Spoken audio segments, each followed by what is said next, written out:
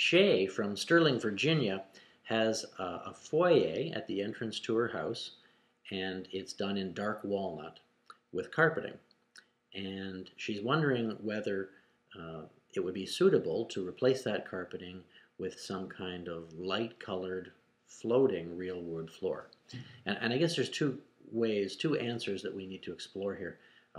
First of all, it's technical. Is the new breed of solid wood floating floors going to work? And I think the answer is yes.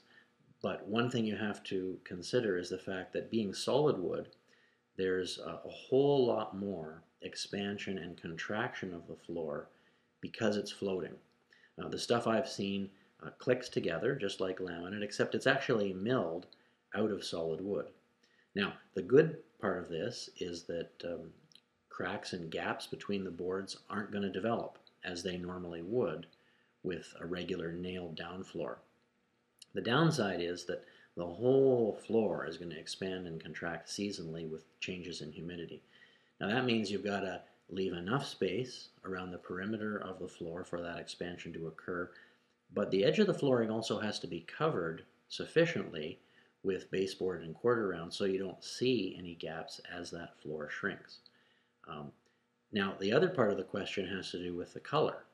She's mentioned the idea of going with a light colored floor.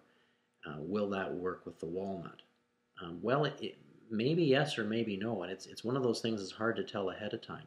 But what I would recommend is the same thing I recommend for anyone trying out a floor like this, or a laminate, or an engineered floor.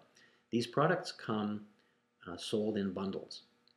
So buy a bundle, set it up, and just use that as a springboard for your imagination.